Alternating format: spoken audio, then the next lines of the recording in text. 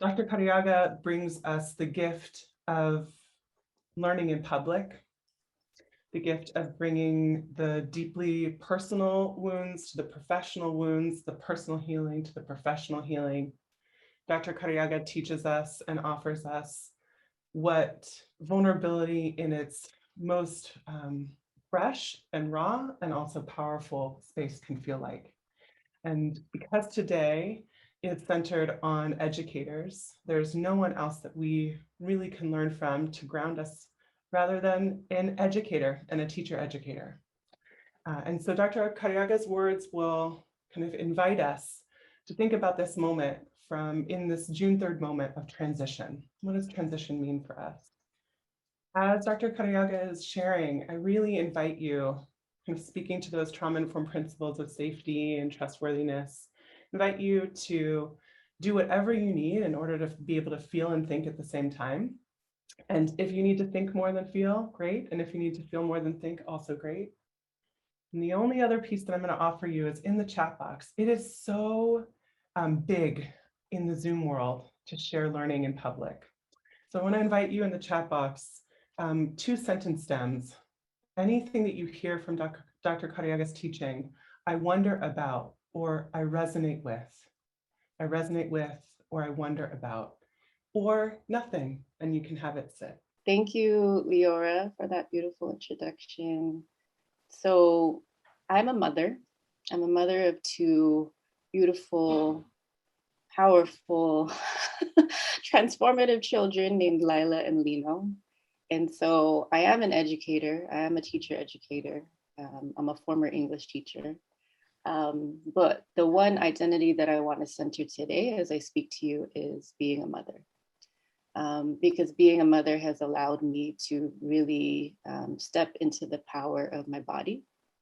And it also has been the location from which I am able to make sense of this world.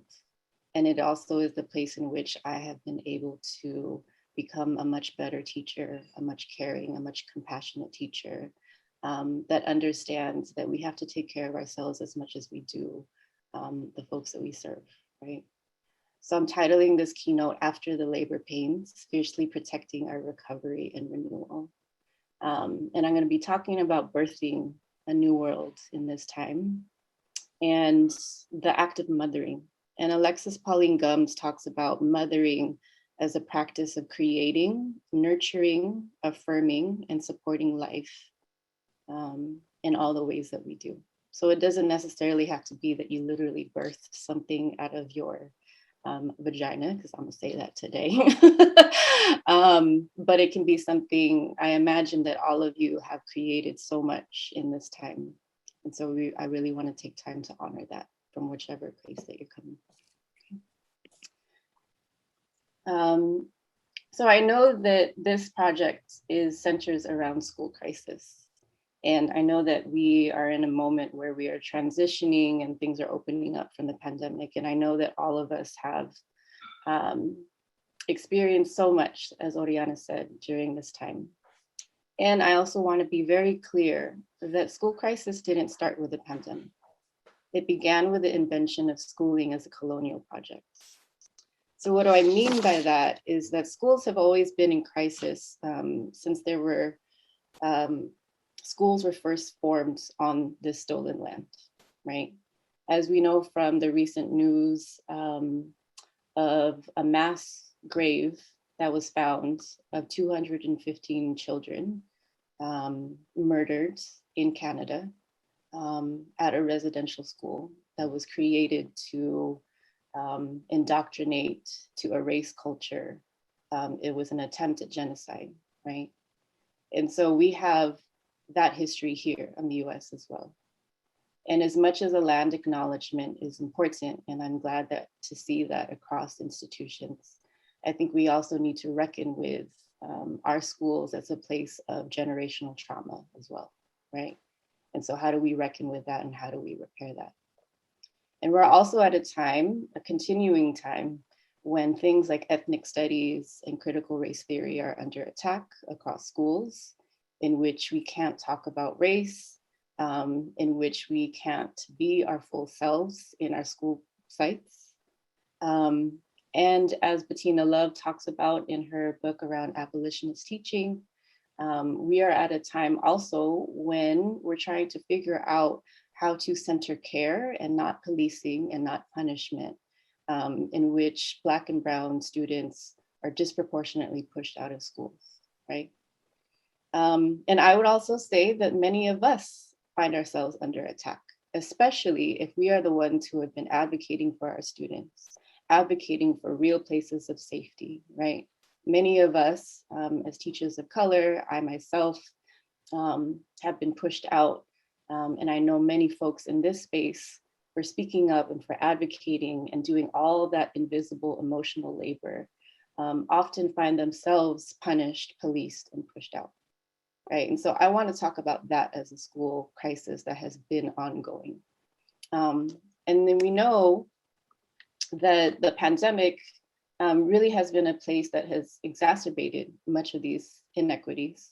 And it's made it much more clearer for us to see. It's provided a mirror to see all of the different things that we need to change about our institutions and even about ourselves. And Arundhati Roy so eloquently talks about the pandemic as a portal. It's this moment in which we have a choice and we have a responsibility to figure out what is it that we want to leave behind? What is it that we want to refuse to take with us? And what is it that we want to create and birth in this time, right? I also think of the pandemic as what Gloria Anzaldúa calls nepantla, which is a Nahuatl word that talks about this liminal space, right? This space that is in the in-between. We find ourselves approaching summer. We find ourselves in the middle of things opening up. And I don't know about you, but that shit feels really weird to be with people again, right? And Nepantla is this space that Chicana feminist Gloria Anzaldúa says is so much possibility. But the possibility can't be fully formed unless we actually reckon with the pain that is involved in transition, right?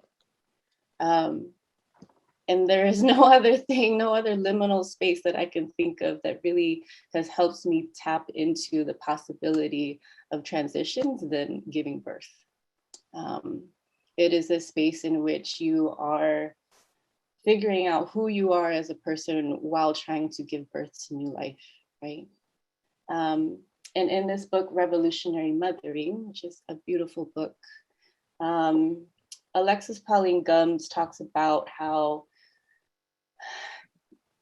oftentimes mothering is a place in which we, especially for Black, Indigenous, folks of color, single mothers, different able bodies, that we have to actually learn how to mother ourselves, especially especially in this time, it is much more clear that the governments and the leaderships that are supposed to take care of us, the institutions that are supposed to take care of us, are not designed to do so, right? And so what happens when the state abandons us? What happens when our schools are not designed to fully integrate care and safety?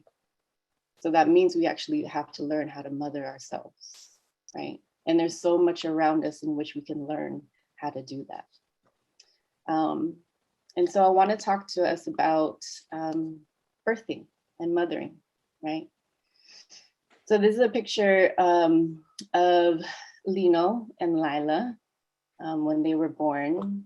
And I found myself in a moment where, finally I had a moment to breathe. Folks were not in my house anymore.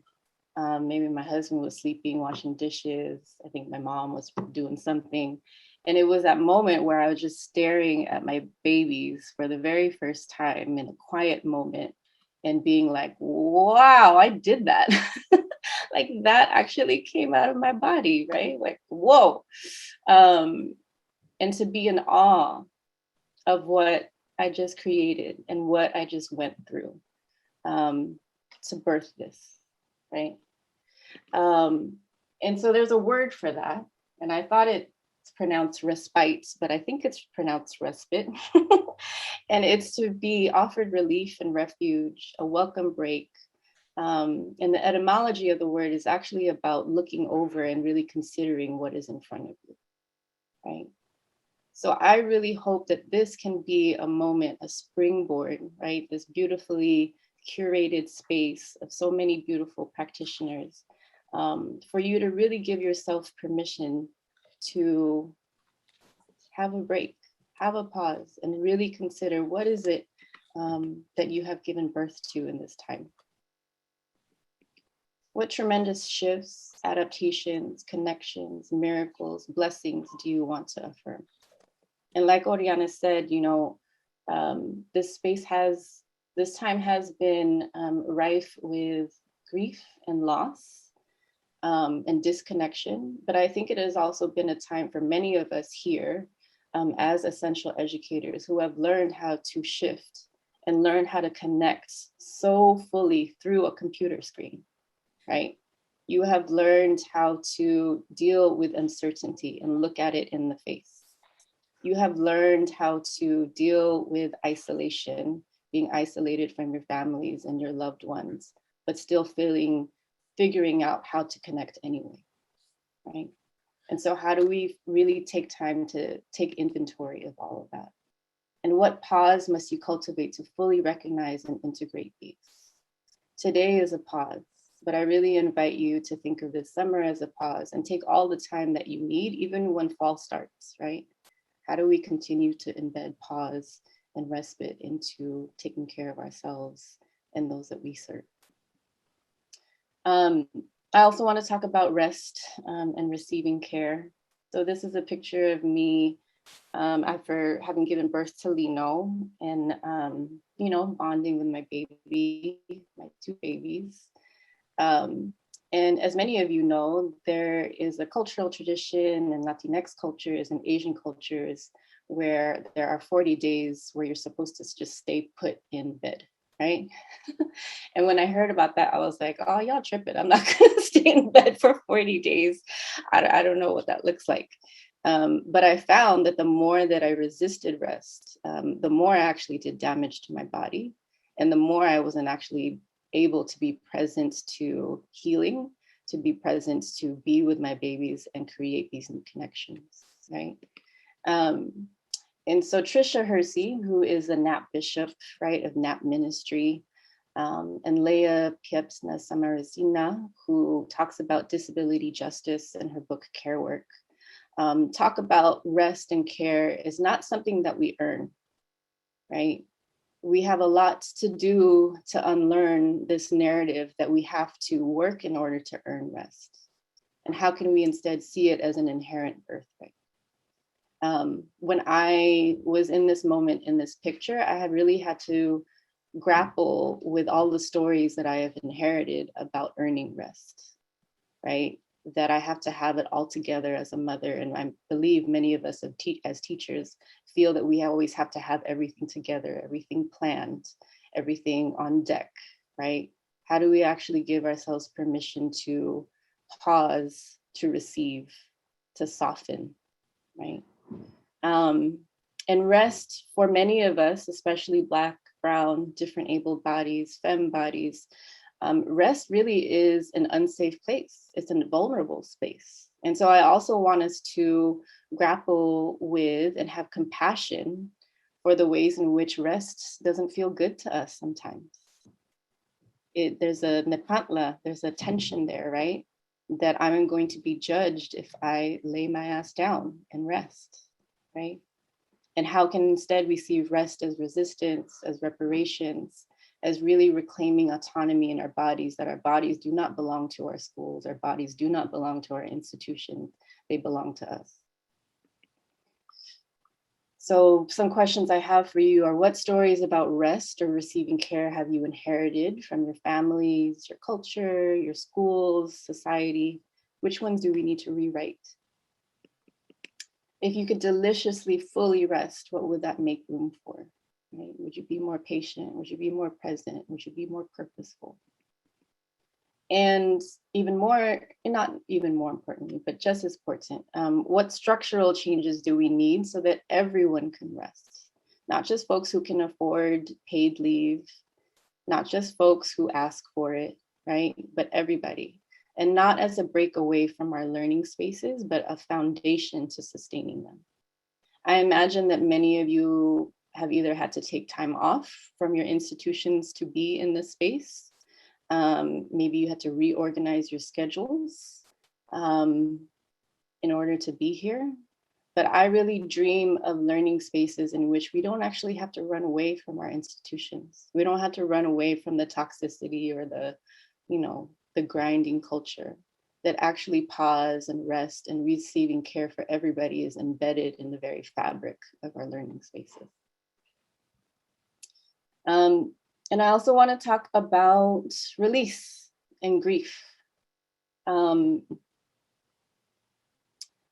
So, as many of you know who have become parents, there's a lot of grief that we don't talk about in birthing a child. There is a way in which your body is literally broken apart in order to give birth, right? And there was a lot of things that I had to learn about saying goodbye or letting go of the older parts of me in becoming a mother. And in this time of pandemic, I am sure and certain that many of us have lost loved ones. I have lost one family member to COVID, my Uncle Seymour, and I lost my mom, Gloria Cariaga, to leukemia complications in August.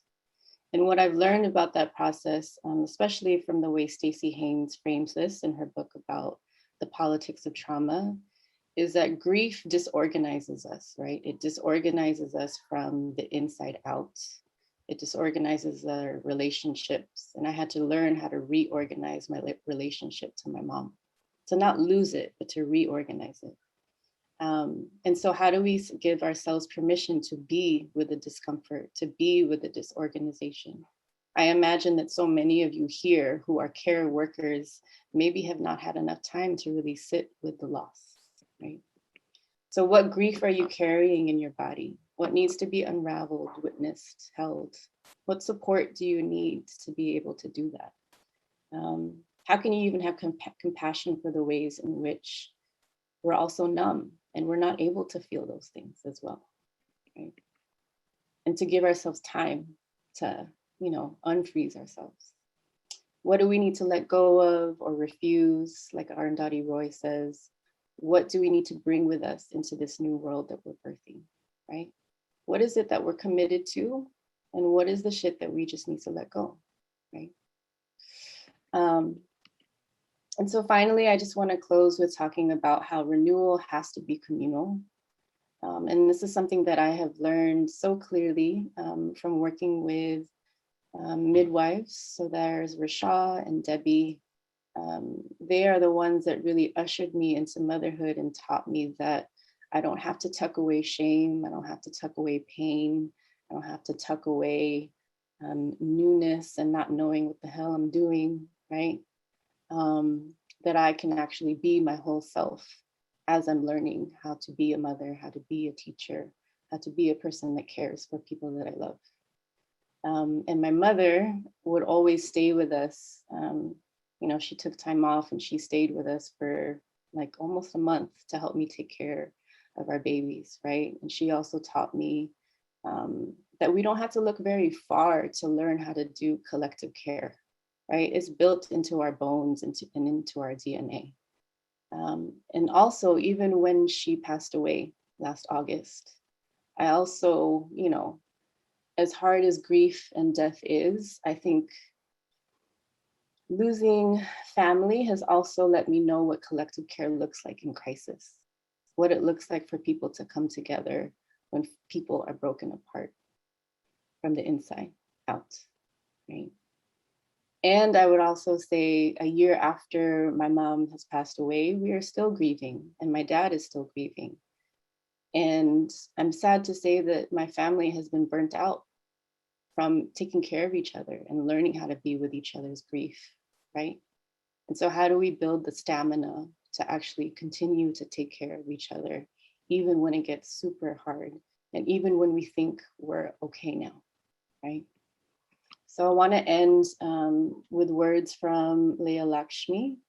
What does it mean to shift our ideas of access and care from an individual chore, an unfortunate cost of having an unfortunate body, to a collective responsibility that's maybe even joyful? And I know that so many of you find collective care to be joyful, and I know you're going to experience that today.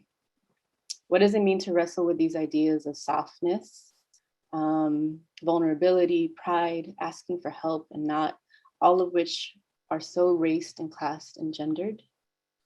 This is about the ways that we are attempting to dream ways to access care deeply in a way that we are in control, joyful, giving, receiving, that doesn't burn anyone out or abuse or underpay anyone in the process. Yes, thank you so much for such a beautiful and rich offering, a beautiful and rich framing that we can carry into the next portion of the day. I feel like I need a lot of time to process everything that you just offered, and I'm grateful for it. Thank you.